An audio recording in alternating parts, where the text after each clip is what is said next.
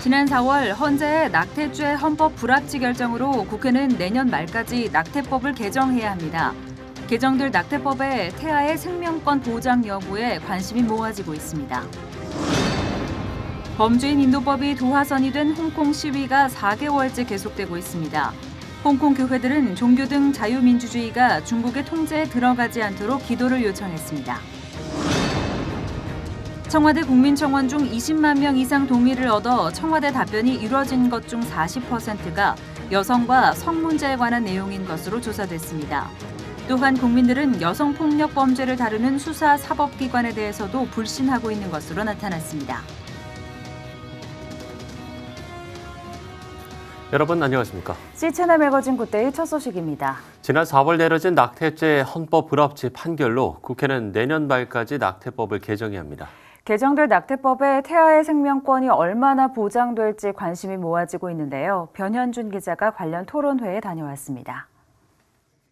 지난 8일 국회의원을 간 대회의실. 450명을 수용할 수 있는 대회의실에 1000여 명의 참여자가 몰려 앉을 자리를 찾을 수 없습니다. 오는 2020년 12월 30일에 개정될 낙태법 내용에 태아의 생명권이 제대로 보장돼야 한다는 한마음을 가지고 모였습니다. 토론회 참석자들은 헌재 결정에 대해 원칙적인 반대 의사를 표시하고 태아의 생명권을 최대한 보장할 수 있는 법 개정안을 만들어 나가자고 입을 모았습니다.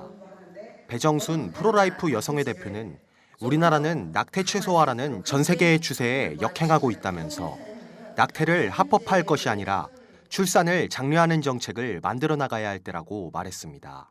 선진국이 70년도, 80년도에 기준을 삼았던 그 기준이 2019년도 대한민국의 낙태법 개정안의 스탠다드가 되어서는 절대 안 된다라고 생각을 하고 있습니다. 그런데 대한민국은 지금 그 전 세계적인 추세에 역행하고 있다, 그렇게 생각이 듭니다. 모성이 아이를 키울 수 있도록 아동수당, 양육비 제대로 지급해야 된다고 생각을 합니다. 토론회 도중 상영된 낙태 시술 과정. 참가자들은 잔인한 장면에 눈물을 감추지 못합니다. 김재현 한국가족보건협회 대표는 미국은 낙태업계의 자발적 축소를 국민 스스로 만들어 나가고 있다면서 살인과 같은 낙태를 막기 위해 우리가 힘을 모아야 한다고 당부했습니다. 낙태라고 하지 않겠습니다. 살해되고 있습니다. 우리나라 전체 인구 중에서 가장 많이 평균적으로 살인당하고 있는 그 아이는 온전한 인간의 모습입니다. 더 좋은 법을 만들 수 있는 기간이 1년 반 남았습니다. 지금 미국은 이렇게 낙태업계에 종사하던 분들이 너무 많이 실직을 하고 있다고 합니다. 낙태업계에서 실직하신 분들을 재취업시키는 업계까지 나왔다고 합니다. 여러분, 우리 그렇게 하십시다. 홍순철 고려대 안암병원 산부인과 교수는 임신 10주부터는 태아의 모든 장기가 형성돼 인간의 형상을 갖게 된다면서 낙태 허용 기간을 10주로 제한해야 한다고 강조했습니다. 홍 교수는 이어 낙태 시술이 영리행위가 되는 것을 막고 낙태 전문 시설에서만 시술할 수 있도록 법적 장치를 마련해야 한다고 의견을 밝혔습니다. 10주부터는 아기의 모습이 인간의 여러분들이나 그 전의 모습과 똑같다. 물론 수정하는 후부터 생명은 생명입니다. 낙태 시술 기간을 정해야 됩니다. 국가로부터 낙태 시술 기간으로 지정을 받고 그 기간에서만 합법적인 낙태가 이루어져야 될 것 같다는 생각이 듭니다. 낙태 수술의 급여화라는 표현을 썼는데 낙태 시술 자체가 경제적 이익 수단으로 이용돼서는 안 된다는 의미입니다. 태아의 생명권보다는 여성의 자기결정권에 손을 들어줬던 헌법재판소 판결.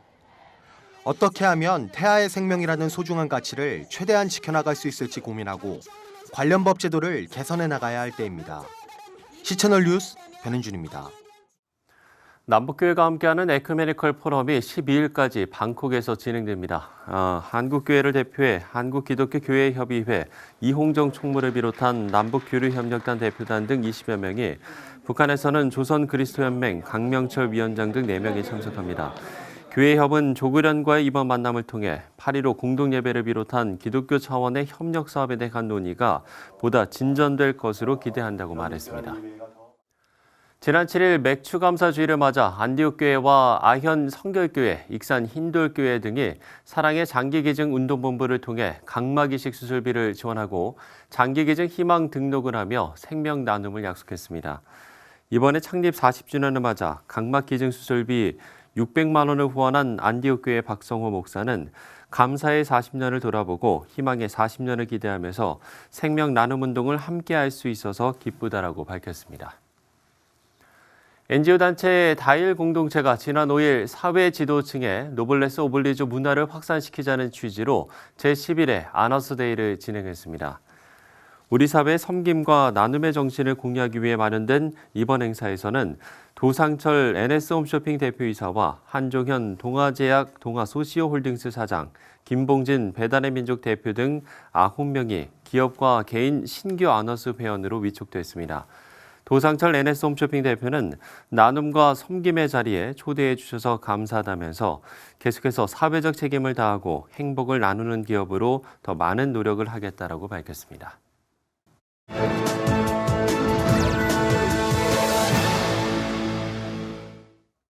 홍콩은 송환법 문제로 지난 3월부터 시작된 시위가 여전합니다.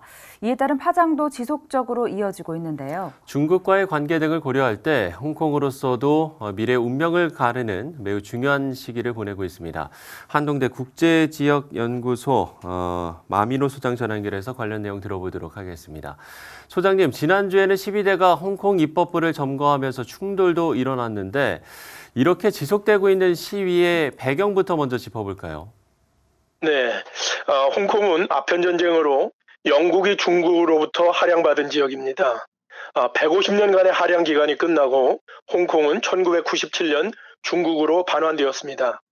홍콩이 중국으로 반환될 때 중국의 공산주의 체제와 홍콩의 자유민주주의 체제를 하나로 통합하는 어려운 문제를 해결하기 위해서 등소평이 주장한 일국양제, 즉 한나라의 두 체제를 인정하는 방식으로 채택되었는데요. 다시 말하면 홍콩이 중국에 반환되어서 주권은 중국에 있지만 외교와 국방을 제외한 홍콩의 행정, 사법 분야 등 홍콩의 모든 문제는 홍콩 사람들에 의해 스스로 결정한다는 항인 항치의 원칙에 따라 고도의 자치권을 인정하는 방식으로 향후 50년간 홍콩을 통치하기로 했습니다. 그러나 중국의 입장에서는 그간 계속적으로 중국에 유리한 방식으로 홍콩을 관리하려는 시도들을 해왔습니다. 예를 들어서 행정장관을 친중국 인사로 직접 임명해 왔었는데 홍콩인들의 요구에 따라 직선제로 바꾸면서도 친중 인사로 구성된 후보 추천위원회가 추천하는 인물에 대하여 직접 선거를 실시하여 선출하도록 함으로써 행정수반 완전 직선제를 주장하는 홍콩인들의 의사를 반영하지 않았습니다. 이에 저항해서 여러분이 잘 아시는 2014년 79일간의 홍콩 우산 시위가 있었습니다. 게다가 올해 3월에는 범죄인 인도 및 형사사법 공조법안, 일명 범죄인 인도법을 통과시키려고 하다가 홍콩 시민들의 대대적인 저항에 부딪히게 된 것입니다. 보도를 보신 것처럼 지난 6월 12일 100만 명의 홍콩 시민이 시위에 참가했고 15일에 행정장관 캐리람이 이 법률의 통과를 유보하기로 발표하였습니다. 그리고 6월 16일에는 200만 명이 시위에 참석했다고 보도되고 있습니다. 그러나 행정장관이 법률을 폐기한 것이 아니고 이 법률에 유보했기 때문에 이 문제는 해결이 된 것이 아니기 때문에 홍콩 시민들은 항의 시위를 지속하고 있고 논란이 계속되고 있다고 봅니다. 결국 홍콩에서의 일국양제라는 독특한 시도가 다시 한번 시험대에 올랐다고 볼 수 있겠죠. 네, 보도에 따르면 홍콩 교회가 시위에 지속적으로 참여하고 있는 모습을 볼 수 있는데요. 교회가 나서고 있는 것도 이유가 있어 보이는데 어떻습니까? 홍콩 교회가 이번 시위에 참여하게 된 이유는 범죄인 인도법이 명목상으로는 일반 범죄자들을 중국으로 송환하려는 목적이라고 말하지만 실제 그 이면에 중국 체제를 비판하는 반중국 인사들을 통제하려는 데 목적이 있다고 판단하기 때문입니다. 즉, 이 법이 정치적, 종교적 탄압의 도구가 될 가능성이 있다고 보고 있기 때문에 홍콩 교회가 적극적으로 참여하게 되는 것입니다. 기독교인들을 포함한 많은 종교인들이 이번 시위에 개인적으로 참여하고 있지만 공식적으로는 6월 18일 캐리람 장관의 사과가 있고 난 다음에 19일 홍콩 교회가 캐도릭과 그리고 기타 종교단체들과 함께 성명서를 발표하여 범죄인 인도법 추진을 철회하고 시의대와 경찰관의 충돌에 대한 전면적인 조사를 홍콩 정부가 실시할 것을 강력하게 요구하였습니다. 어쨌든 홍콩 교회 입장에서는 이 범죄인 인도법의 통과가 된다면 홍콩 교회에 대한 활동에 상당한 영향이 있기 때문에 어떠한 형태로든지 이 법을 저지해야 할 필요를 느끼고 있기 때문이라고 말씀드릴 수 있겠습니다. 네, 사실 중국 본토에서 기독교에 대한 통제가 더욱 심해지고 있는 상황이기 때문에 홍콩 기독교계의 우려가 깊어질 수밖에 없을 텐데요. 홍콩 기독교의 역할 어때야 할까요? 네네. 지금까지 잘 알고 계시는 것처럼 홍콩은 중국 선교의 베이스 캠프로서의 역할을 잘 감당해 왔다고 볼 수 있습니다. 홍콩 교회가 중국 교회들을 여러 방면으로 지원해 왔고 또 홍콩에 많은 NGO나 선교 단체들이 그 사무실을 두고 중국 선교를 지원해 온 것이 사실입니다. 만약 범죄인 인도법이 통과되게 되면 이러한 홍콩의 중국 선교에 대한 역할과 활동에 큰 타격을 받을 수 있게 됩니다. 현재 시진핑 정부가 선교 통제를 대대적으로 강화하고 있는 상황에서 중국 선교에 대한 또 하나의 적신호가 켜진 것으로도 볼 수 있습니다.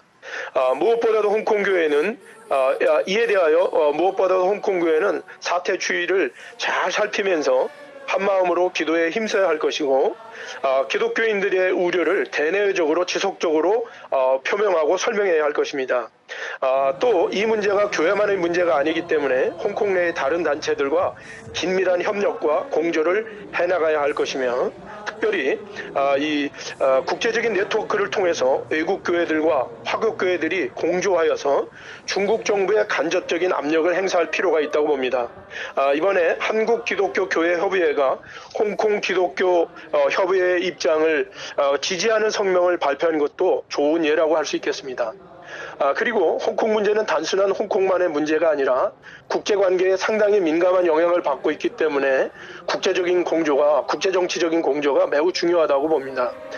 다만 지금까지 미온적으로 대처해오고 있던 중국의 대응이 이후 사태에 매우 중요한 변수가 될 것으로 볼 수 있습니다. 그러나 2014년 우산 시위 때와는 달리 현재 미중 무역 마찰 등 중국의 국제사회의 입장이 이번 사태에 너무 강경하게 대응하기 어려울 수도 있다고 보는 그런 긍정적인 관점이 있을 수 있고요.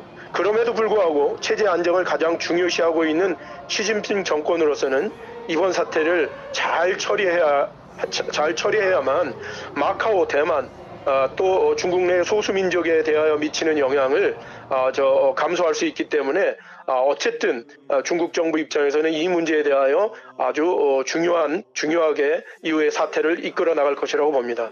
어쨌든 홍콩 교회가 이러한 대내적인 상황을 잘 파악하고 지혜롭게 기도하면서 그 대책을 마련해야 할 것이라고 봅니다. 네, 자유민주주의를 지키기 위한 홍콩의 노력에 국제사회의 지지가 커지고 있는 만큼 시험대에 놓인 홍콩의 체제 문제가 가장 선한 방향으로 해결될 수 있기를 기도합니다. 예, 한동대학교 국제지역연구소 마미로 소장과 이야기 나눠봤습니다. 자, 앞서 이야기 나눈 것처럼 홍콩은 중국 본토의 일부지만 중국보다 모든 면에서 더 개방적입니다. 종교도 마찬가지인데요. 홍콩 안에서 기독교는 소수 종교에 속하지만 헌신자들로 인해 다양한 방법으로 그 영향력이 확장되고 있습니다. 그 중에 하나가 바로 재소자들을 위한 교정사역인데요. 홍콩에서 전해온 소식입니다. From sunrise to sunset, gleaning over the riverside, people share stories about Hong Kong and it's gaining the attention of the world. Susan is a church leader who says Hong Kong and its people are special to her. I try to add value to the people around me. We're all special in some way. Besides managing the church, she's also actively involved in an important mission, giving hope and guidance to Hong Kong prison inmates. Hong Kong has been part of mainland China for more than 20 years. Most of us know that Christianity is spreading rapidly in China. Hong Kong has a more open religious freedom policy than mainland China. And that's why the prison ministry is only possible in this part of China. We designed a unique program called Onesimus.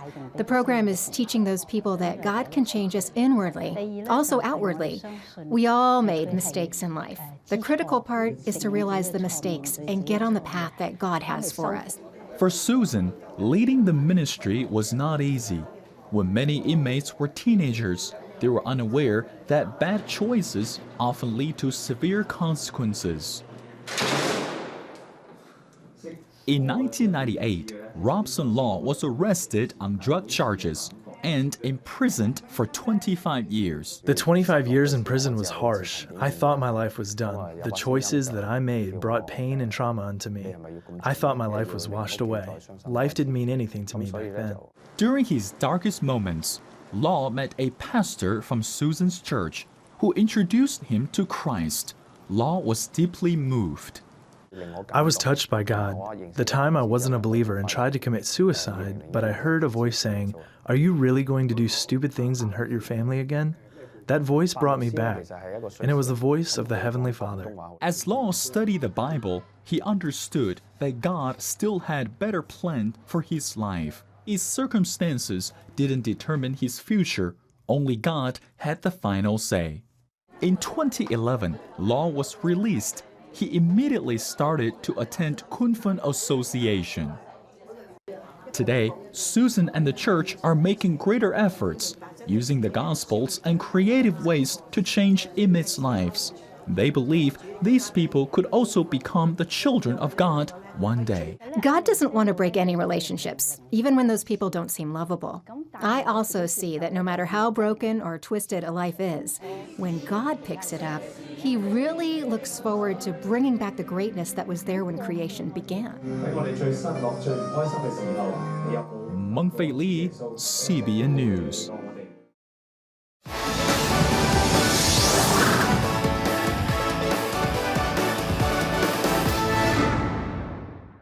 청와대 국민청원이 지난 2017년부터 시작됐는데요. 지난 2년간의 국민청원 내용을 들여다보니 가장 높은 관심을 보였던 것이 성폭력, 안전 이슈 등으로 여성에 관한 내용이 월등히 많았습니다. 네, 한국여성정책연구원이 분석한 결과인데요. 오늘 하나님의 법, 세상의 법에서 이 문제 짚어보죠. 이재만 변호사 나오셨습니다. 안녕하십니까? 네, 안녕하세요. 네, 변호사 안녕하십니까?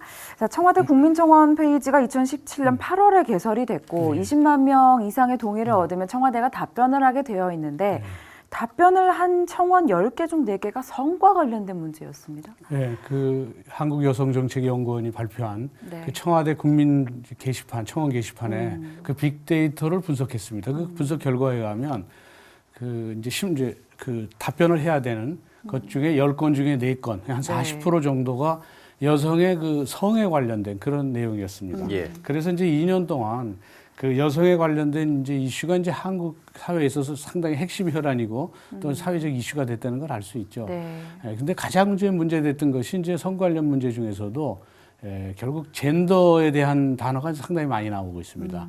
이제 젠더라는 것은 이제 새롭게 이제 많이 알려지고 있는데 이제 사회적 성을 의미합니다. 그래서 이제 젠더 이퀄리티라는 말들이 있는데 젠더 이퀄리티는 이른바 이제 성평등이라고 번역되죠. 근데 이제 국가기관에 이제 양성평등원이 있는데 이게 성평등원이 아니라 양성평등원입니다. 그러니까 섹스 이퀄리티죠.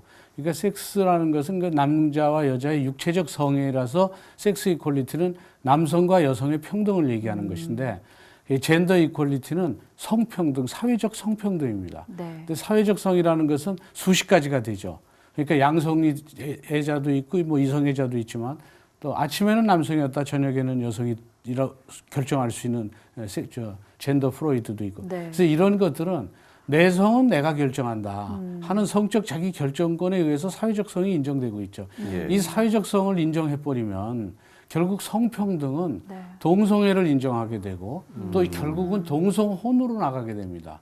그래서 결국은 양성평등이라는 말을 써야 되는데 성평등이라는 말을 쓰게 되면 결국 고등학교에서도 동성애는 나쁜 것이 아니다. 이렇게 되면 이제 그 동성애가 폭발적으로 늘어나서 도덕적인 타락이 올 수도 있죠. 그런데 이제 최근에 국가인권정책기본계획이라는 게 있습니다. 이건 이제 구속력은 없는데 이 국가인권정책기본계획에 따라서 각 부서가 법안을 만들고 기본계획에 따라서 만들게 되죠. 상당히 영향력은 있죠. 그런데 이 NAP 국가인권정책기본계획에서도 양성평등이라는 말 대신 성평등이라는 말을 훨씬 더 많이 쓰고 있어요. 그래서 참 많은 국민들이 그 점에 대해서 걱정을 하고 있는 것이죠. 이 빅데이터 분석 결과를 좀 세부적인 주제별로 본다면 어떤 내용들이 좀 주를 이뤘습니까? 이제 가장 중요한 것이 이제 여성들이 안전하게 사회나 직장에서 살 수 있는, 생활할 수 있는 네. 이 여성 안전 관련 이슈가 이제 가장 컸죠. 네. 그러니까 밤에도 여성이 편하게 다닐 수 있고 또 남성이라든지 또는 범죄자들은 적이 아니라 우리를 서로 배려해 줄 수 있는 동등한 인간으로서 이 성인지 감수성이 좀 높아져야 되는데 예. 이제 그런 것들이 잘 되지 않다 보니까 결국 제일 중요했던 것이 그 다음에 나왔던 게 이제 일과 가정에서 양립할 수 있는 그 여성 친화적 기업 문화도 지금 안 돼 있다. 그러니까 이제 여성들이 이제 경력 단절도 되고 하니까 그래서 여성 친화적 기업 문화를 정착시키기 위해서는 아이에 대해서도 기업에서도 좀 그 돌봐줄 수 있도록 네. 그 타가소를 설치하면 국가에서 재정 지원을 해준다든지 또 뭐 세금의 인센티브를 준다든지 이런 것들이 필요하다. 또 하나는 재택근무도 좀 가능하게 해주고 또 유연근무제라고 그래서 아이를 학교에 보내고 네. 그리고 출근을 좀 늦게 하고 그런 시간을 스스로 조절할 수 있는 유연근무제도 정착돼야 되지 않나. 네. 그래서 이제 그런 문제들에 대해서 많은 그 청원들이 들어오고 있습니다. 네. 그렇다면 아무래도 주요 키워드들을 좀 분석해 보면 성 관련된 단어들이 또 많겠네요. 그렇죠. 아무래도 이제 성에 대한 관련 단어가 제일 많고요. 예. 두 번째는 이제 돌봄에 대한 관련. 그러니까 아이를 어떻게 돌봐줄 것인가. 이제 뭐 그러니까 유치원 문제, 유치원에서도 여러 가지 폭력들이 있어서 불안해하고 그러지 네. 않았습니까? 그래서 이제 성 관련 단어들은 직장에서 특히 성희롱, 여러 가지 뭐 성폭력, 성희롱 이런 것들이 많이 있는데 이 직장 내 성희롱의 경우에는 이게 성희롱인지 아닌지도 모르고 그냥 일상적으로 얘기하고 또 실질적으로 가해자도 일상적으로 얘기하지만 피해자도 성인지 감수성이 약해지니까 그냥 이거는 그냥 사회생활에서 흔히 하는 거고 이런 점에 대해서 예민하게 반응하는 게 아닌가 이렇게 생각을 하고 네. 그러다 보니까 이제 일상적인 성희롱이 그냥 일반화될 수가 있어요. 그래서 이런 점에 대해서는 이것이 성희롱이다 하는 성희롱에 대한 유형을 만들어서 이게 알려주고 홍보를 해줘야 됩니다. 네. 그래서 일반적으로 알리는 성희롱이 언어적 성희롱, 신체적 성희롱 말고 언어적 성희롱이라든지 분위기를 조성하는 성희롱 이런 것들이 있는데 이런 것들은 성희롱이라고 생각하지 않을 수가 있어요. 근데 그걸 다 알려주면 결국 성인지 감수성이 높아져서 주변에서 그런 행동을 하면 그건 성희롱이야. 징계받을 수도 있어. 이렇게 알려주면 이제 스스로 깨우쳐지고 네. 그래서 성인지 감수성이 점차적으로 높아지기만 한다면 그러면 결국 회사에서도 이 성희롱이 점차 사라질 겁니다. 예.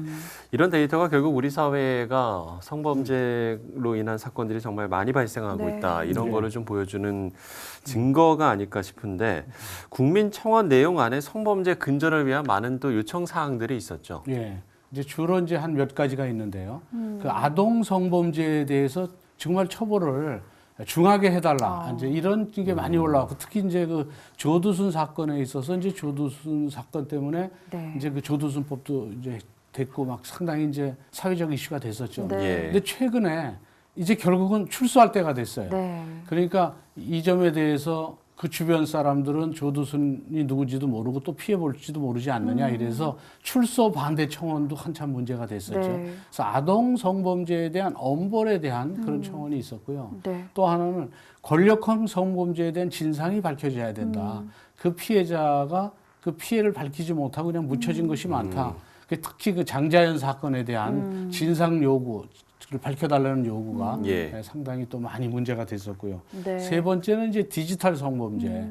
이제 디지털 인터넷이 이제 많이 발전되고 하니까 이 디지털 성범죄 불법 동영상 뭐 이런 것들이 그냥 돌아다니게 되면 피해자는 거의 뭐 영혼 살인이랄까 뭐 결국 살인의 피해보다도 더 크게 인격적으로 영혼 살인의 피해를 입고 있으니까 이런 점에 대해서도 이제 중하게 처벌해 달라. 네. 이런 것들이 이제 계속 이제 올라오고 있었죠. 네. 근데 현재 법으로 봐서도 과거에 비해서는 최고형을 많이 선고하고 있어서 이런 점에 대해서는 좀 중하게 처벌은 하고 있습니다. 네, 그렇군요.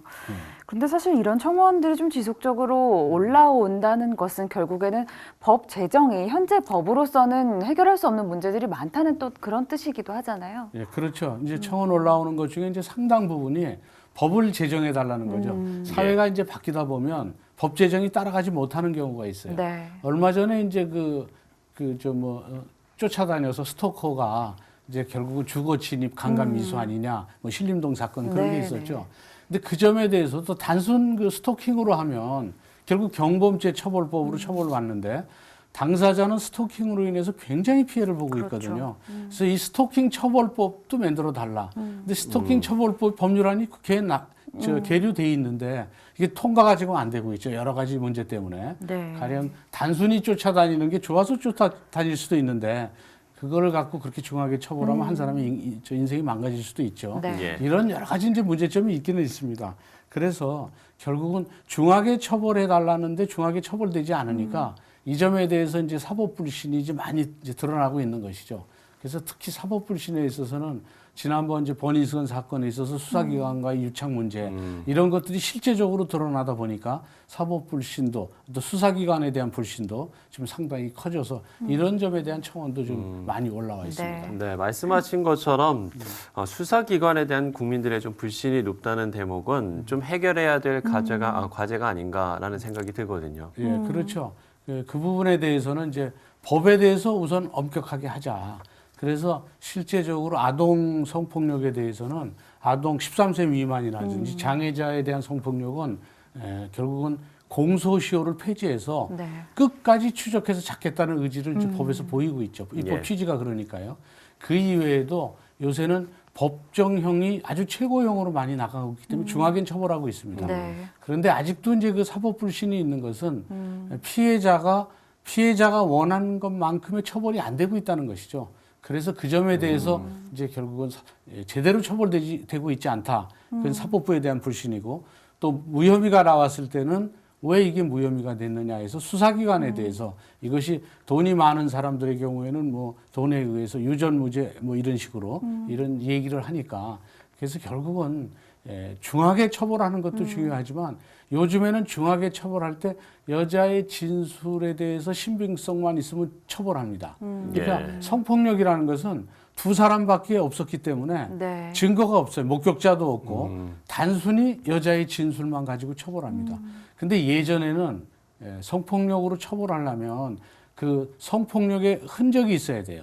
몸에 상처가 있다든지 옷이 찢어졌다든지 또는 뭐 보면은 바로 진단서가 이런 게 있어야 되는데 지금은 그런 게 없이 아무 상처도 없는데 그냥 서로 좋아서 서로 관계를 한 것 같은데 본인이 심정적으로 아니다. 난 동의하지 않았다. 그렇게 명시적으로 동의하지 않았다. 이러면 그 피해자 진술에 의해서 처벌되는 경우가 많이 있습니다. 그래서 지금은 그 가해자로 처벌받는 사람도 어떻게 피해자의 진술만 믿느냐 해서 가해자도 사법 불신에 대해서 억울함을 토로하는 경우도 있습니다. 그래서 사실은 범죄는 증거재판주의라 증거에 의해서 해야 되는데 지금은 유일한 증거가 피해자의 진술인데 그 증거만 가지고 그 처벌도 굉장히 중요합니다. 뭐 그 사람의 인생이 망가질 정도의 처벌이죠, 성폭력은. 그렇고 뭐 또 뭐 여러 가지 뭐 발치도 차야 되고 그다음에 공개도 하고 신상 공개도 하지 않습니까? 그렇죠. 이렇게 중한 처벌인데 아주 확실한 재판부로 하여금 합리적 의심을 하지 않을 정도의 명백한 확증이 있을 때 유죄가 돼야 되는데 성폭력의 경우에는 지금 이제 사회적 여론이 그래서 사실은 쉽게 유죄가 되기 때문에 지금은 이 남성들이 특히 그 범죄자라고 오해받을 수 있는 행동들을 아주 미리미리 하지 않으면 정말 크게 실족할 그런 우려가 있죠. 그래서 사법 불신에 대해서는 피해자나 가해자나 억울한 가해자죠. 양쪽에서 지금 많이 일어나고 있습니다. 그렇군요. 이제 뭐 많은 문제들이 있겠습니다만 핵심은 결국에 약자들을 대상으로 한 범죄가 끊임없이 일어나는 것. 이 부분이 참 안타깝다는 점인 것 같습니다. 어떻게 보면 아까 성인지 감수성에 대한 이야기도 하셨지만 우리가 타인을 바라보는 시각에 좀 근본적인 변화가 있어야 하지 않을까라는 생각이 드는데 어떻게 좀 보시나요? 그렇죠. 이제 타인을 바라보는 시각, 그게 이제 성인지 감수성도 높여주고 또 타인을 인간 대 인간으로 바라봐야지 그것을 그냥 한 사람의 그 대상으로만 자기의 그 성적 대상으로만 바라보니까 그런 불법 동영상도 되고 그것을 아무 꺼리낌 없이 카톡방에 올리고 그런 문제들이 생기는 것이죠. 그래서 시편 49장 20절에 종기 하나 깨닫지 못하는 사람은 멸망하는 짐승 같도다. 이런 네. 선포도 있고요.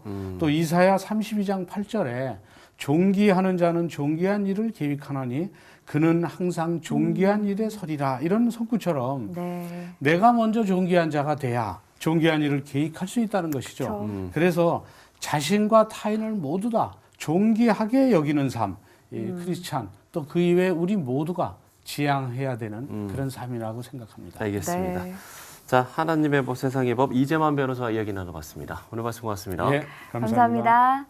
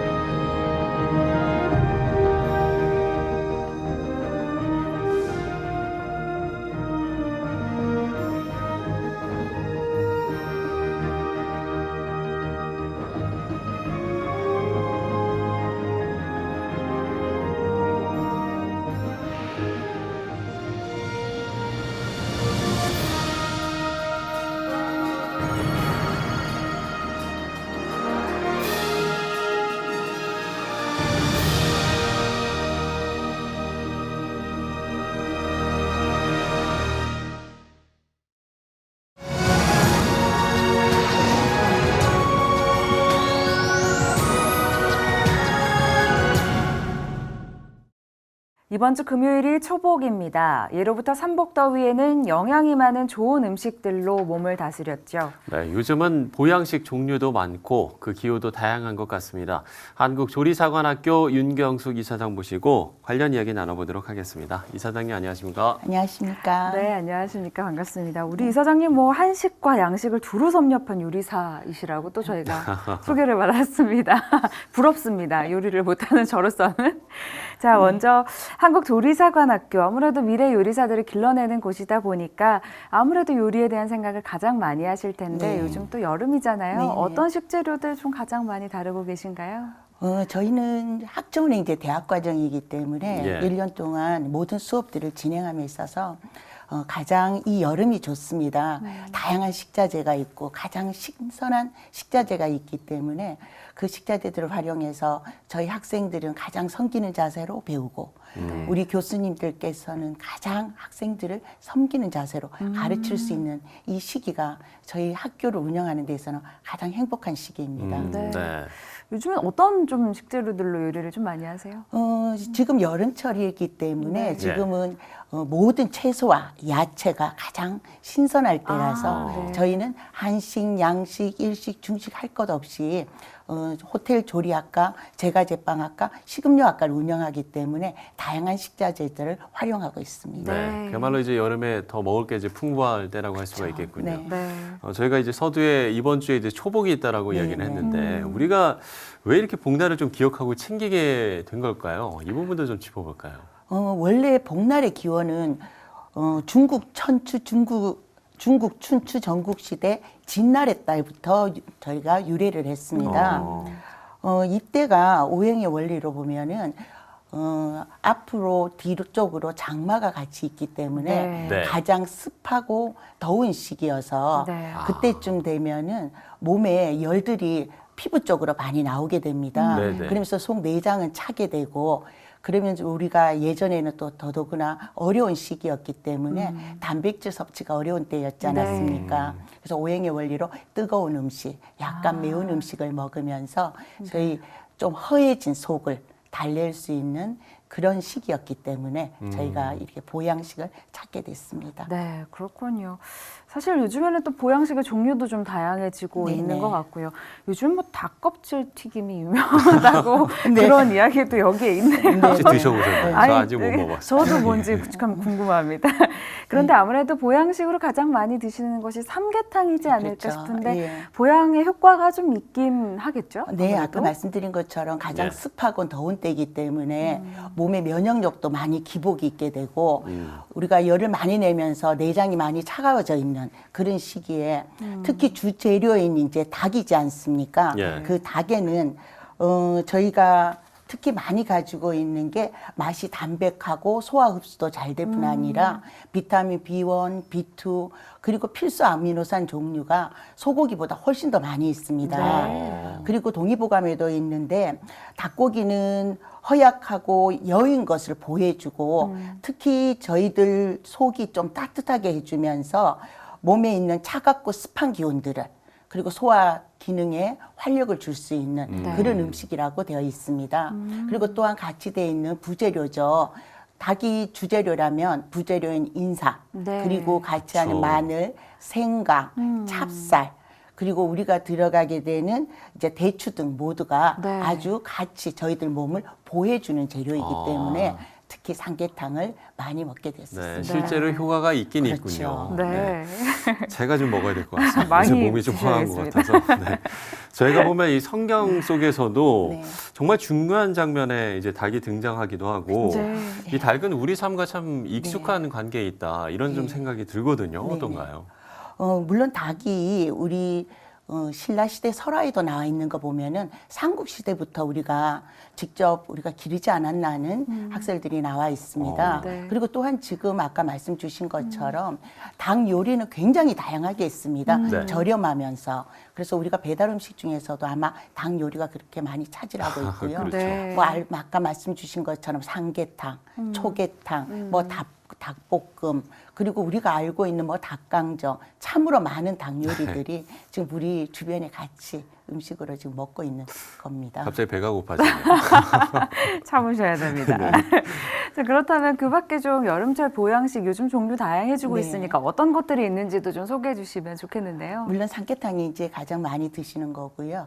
그다음 저희가 많이 먹고 있는 것이 마늘, 파, 대파, 그리고 고사리, 숙주를 넣은 육개장 여름 음식으로 아주 육개장도. 좋고요. 네. 그렇죠. 그리고 단백질이 많이 들어있는 추어탕, 아, 그리고 여름에 복 중에 가장 대표적으로 할 수 있는 민어 요리가 있고요. 장어 뼈를 먼저 잘 고아서 우리가 양념으로 만들어주는 장어구이, 장어탕, 그리고 우리가 또 많이 먹고 있는 낙지, 그리고 박속을 넣어서 만든 연포탕, 그리고 뭐 곰탕, 이런 모든 요리들이 여름철에 먹으면 단백질의 보양으로 우리가 몸에 좀 열량을 좀 더 높여주고요. 지친 내장을 좀 달래줄 수 있는, 네. 그래서 여름을 거뜬히 날 수 있는 요리들로 참 많이 있습니다. 네. 예, 그렇군요. 오늘 이 시간을 저희가 좀 먹방으로 준비했으면 좋지 않았을까라는 생각도 드는데, 이제 저희 방송을 이제 목사님들도 많이 보시잖아요. 이제 목사님들 같은 경우는 이제 워낙 이제 목도도 많이 쓰시고 또 뭐 새벽 예배를 매일 인도하시기도 하고, 목사님들을 위한 어떤 좀 추천 음식이 있다고 한다면 뭐 어떤 게 있을까요? 아무래도 목을 많이 쓰시니까 따뜻한 생강차, 예, 그리고 저희가 가을철에 도라지나 혹시 무 같은 거, 예, 그걸 잘 말려뒀다가 그걸 살짝 덮어서 끓여서 마실 수 있는 도라지차, 무차. 그리고 저희가 배가 아주 몸에 좋은 건 알고 계시지 않습니까? 예, 그렇죠. 예, 물론 저희 목에는 아주 좋습니다. 그리고 레몬, 유자, 그리고 우리 뭐 매실 이런 부분들이 비타민 C가 많이 들어있기 때문에 역시 차로서 드셨을 때는 목에 아주 좋은 음식으로 저희는 추천드리고 싶습니다. 네, 좀 사실 이 시기엔 제철 과일을 많이 먹는 것도 좀 도움이 많이 되겠죠. 그럼요. 네, 맞습니다. 네. 특히 이뇨작용이 많이 지금 있으면 좋을 때이기 때문에 우리가 특히 또 땀을 많이 흘리면은 갈증을 많이 느끼지 않습니까? 그렇죠. 그래서 과일들을 많이 드시면 아주 좋은 효과가 있습니다. 네, 좋습니다. 삼복더위를 앞두고 제철 보양식에 대한 그런 이야기를 계속해서 나누고 있는데요. 사실은 우리가 음식을 대할 때 또 그 재료를 주신 분이 하나님이시기 때문에 감사한 마음으로 또 그 재료들을 접하게 되는데, 좀 음식을 대하는 좀 새로운 시각들도 필요해 보인다는 생각도 드는데요. 잠깐 저희가 뭐 참외, 오이, 수박, 토마토, 가지 이렇게 말씀드리면 이렇게 떠오르는 형상이 있으실 거예요. 색깔이 다 다르고 모양이 다릅니다. 네, 그렇네요. 하나님께서 주신 이 다양한 채소 그리고 과일들은 사실 저희들 몸에 가장 필요한 시기에 가장 적절하게 먹을 수 있도록 하나님께서 주신 음식들입니다. 그래서 저희가 음식을 하는 저희들로서는 정말 감사한 마음으로 하나님께서 가장 제철에 가장 풍성하게 주셨는데 그거는 나누고 섬기는 자세로 어려우신 분들을 옆에서 같이 지켜보면서 네. 혹시 제가 과하게 먹고 있는 건 아닌지 그리고 혹시 주변에 음식 쓰레기로 넘쳐나게 하도록 하는 그런 마음 자세는 아닌지 네. 한번 살펴볼 수 있었으면 좋겠고요. 저는 가장 보양식이라면은 감사한 마음으로 주신 분도 하나님이시고요. 만들어 주신 분들에 대한 감사가 있어야 되고요. 항상 사랑의 마음으로 우리가 둘러앉아서 먹을 수 있을 때 그리고 섬기고 나누는 자세가 있을 때 네. 그게 하나님께 다시 한번 영광 돌리는 저는 그런 마음이라고 생각합니다. 예, 우리가 네. 오늘 정말 여러 음식들에 대한 이야기를 나눠봤는데요. 네. 마지막에 이제 음식의 의미를 이야기를 해주셨잖아요. 정말 이 다양한 식재료들을 통해서 우리가 좀 감사를 배울 수 있는 그런 식탁인가, 그런 네. 우리가 그렇게 음식을 대하고 있는가 다시 한번 좀 생각을 해보게 되는 것 같습니다. 네. 네, 한국조리사관학교 윤경숙 이사장과 이야기 나눠봤습니다. 오늘 말씀 고맙습니다. 감사합니다. 감사합니다. 국회가 진행해야 할 낙태법 개정안에 태아의 생명권이 보장될지 관심이 모아지고 있습니다. 남한과 북한 교회가 함께하는 에큐메니컬 포럼이 9일부터 12일까지 방콕에서 개최됩니다. 안디옥 교회, 아현 성결교회 등이 사랑의 장기기증 운동본부를 통해 각막 이식 수술비를 지원하고 장기기증 희망 등록을 하며 생명 나눔을 약속했습니다. 다일 공동체가 지난 5일 사회 지도층의 노블리스 오블리주 문화를 확산시키자는 취지로 제11회 아너스 데이를 진행했습니다.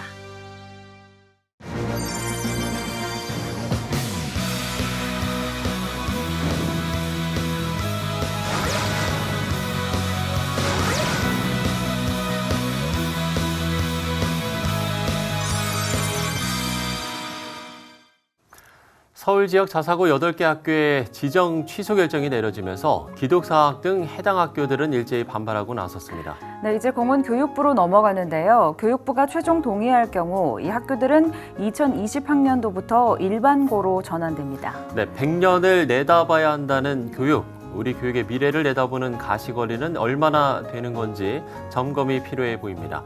시채널 매거진 굿데이 오늘 순서는 여기까지입니다. 시청해주신 여러분 고맙습니다.